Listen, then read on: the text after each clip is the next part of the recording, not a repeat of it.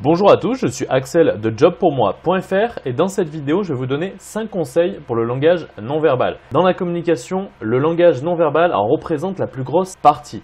Il faut bien comprendre qu'il y a ce que vous dites, mais aussi ce que vous allez montrer et ce que vous ne dites pas. Et ça, eh bien, le recruteur va le percevoir. Donc, un candidat qui ne se prépare pas assez à ce niveau-là va tomber dans le piège. C'est-à-dire que le fond sera peut-être impeccable, mais si la forme ne convient pas, les deux ne seront pas en adéquation et le discours sera moins bien perçu par le recruteur. Donc, il faut bien comprendre cette notion de langage non verbal et bien l'appliquer. Alors, si vous souhaitez recevoir des conseils pour votre recherche d'emploi, des astuces pour décrocher plus d'entretiens ainsi qu'une liste de compétences à mentionner dans votre CV, il y a un lien dans la description, vous n'avez qu'à saisir votre email et vous recevrez donc tous ces contenus gratuitement par email. Et pour ceux qui souhaitent aller plus loin, il y a une formation complète pour trouver un emploi. Premier conseil, au niveau de la posture, il faut impérativement se tenir droit. Un candidat qui va se tenir un petit peu courbé, qui ne va pas redresser les épaules en arrière et qui ne va pas assurer sa tenue, va transmettre une petite notion de fragilité au recruteur. Aussi, il est indispensable de garder les bras ouverts. Ne croisez pas les bras car cela montre que vous fermez le dialogue.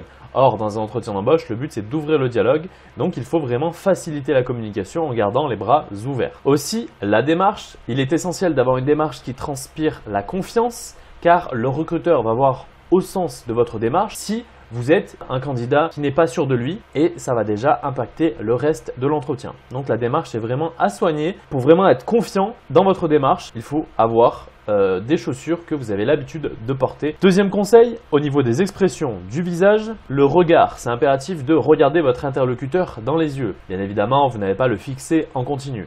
Mais lorsque vous allez prononcer des mots qui sont un petit peu clés, c'est indispensable de le regarder dans les yeux. Si par exemple vous parlez d'une compétence qui est indispensable pour le poste à pourvoir et qu'au moment où vous dites toutes ces compétences, vous ne regardez pas le recruteur dans les yeux, il va se dire « Ok, peut-être qu'il me ment, il ne me regarde pas dans les yeux lorsqu'il aborde ses compétences, il n'est pas sûr de lui et aussi bien il me ment, il essaye d'en faire un petit peu trop pour pouvoir avoir le poste. » Alors que si, lorsque vous soulignez par exemple vos compétences, vos qualités personnelles, vous regardez fixement votre interlocuteur dans les yeux, bien évidemment pas en continu, je me le répète, mais au moins de temps en temps fixer votre interlocuteur dans les yeux, votre discours sera plus impactant. Le sourire, beaucoup de candidats, lorsqu'ils abordent un entretien d'embauche, oublient de sourire car ils sont peut-être tétanisés par le stress ou alors c'est un petit peu l'entretien de la dernière chance, peut-être qu'ils arrivent en fin de droit du chômage, etc.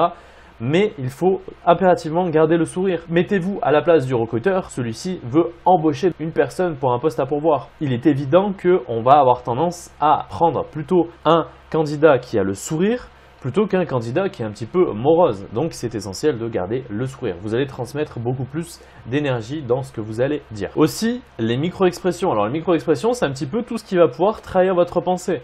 Lorsque le recruteur va vous parler, mais que vous n'allez peut-être pas répondre tout de suite, vous allez simplement écouter, vos micro-expressions vont trahir votre pensée. Donc prenez soin à vérifier un petit peu si vous n'avez pas des tics. Peut-être qu'à chaque fois que quelque chose va vous déplaire, vous allez avoir un tic au niveau du visage qui va se refermer. Donc essayez un petit peu de travailler sur ce point-là. Troisième conseil, au niveau de la voix, le débit de parole doit être vraiment soigné.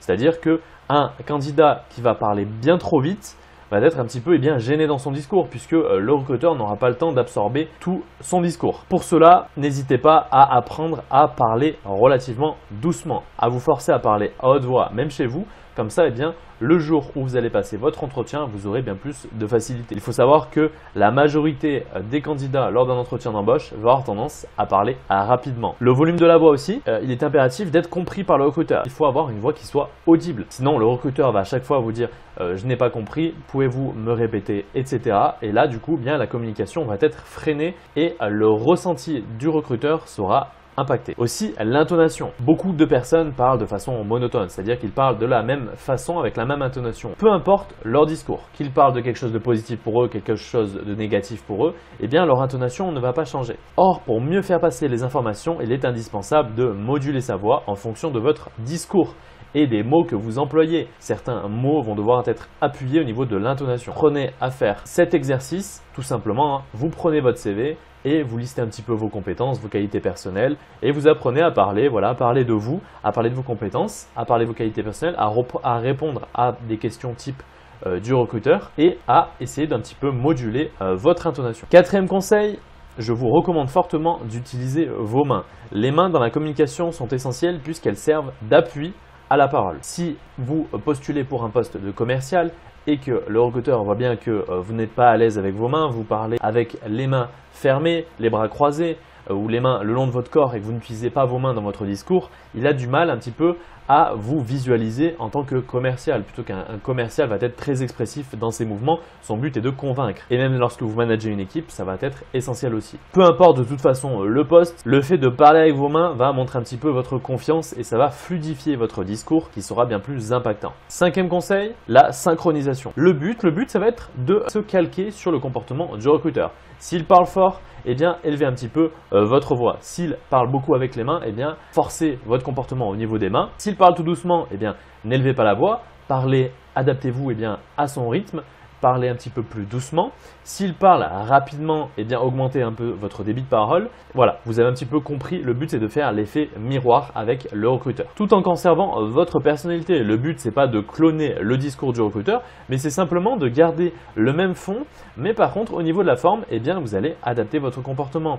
Vous allez adapter votre débit de parole, le volume de votre voix, le temps de votre voix, l'usage de vos mains dans votre discours. Imaginons que ce soit vous, le recruteur. Vous avez un poste à pourvoir et le candidat se présente pour ce poste. Vous allez voir que votre ressenti va se faire en fonction de si la personne est comme vous ou si elle est différente. Si la personne est trop différente de vous, vous allez avoir tendance à la critiquer, à dire non, ça ne me convient pas. Par contre, si la personne vous ressemble et qu'en plus sur le fond, eh bien c'est correct, vous allez avoir tendance à fortement la recommander. Un individu va avoir tendance à aimer un petit peu les personnes qui sont comme elle. Et c'est la même chose pour le recruteur, même si c'est de façon indirecte. Si un recruteur est timide, il ne va pas prendre une personne qui est vraiment trop expressive, extravertie, il va plutôt prendre eh bien, un candidat qui va lui ressembler. Donc voilà, ces 5 conseils, eh bien, n'hésitez pas à les appliquer. Le but, c'est vraiment de ne pas les prendre séparément, mais de tous les mettre synergie. Comme ça, vous avez le fond à travailler. Ensuite, ces 5 conseils vont vous aider à travailler la forme et comme ça, vous allez maximiser vos chances de décrocher un emploi. Alors, je me le répète, si vous souhaitez recevoir des conseils pour votre recherche d'emploi, des astuces pour décrocher plus d'entretiens et une liste de compétences à mentionner dans votre CV, il y a un lien dans la description.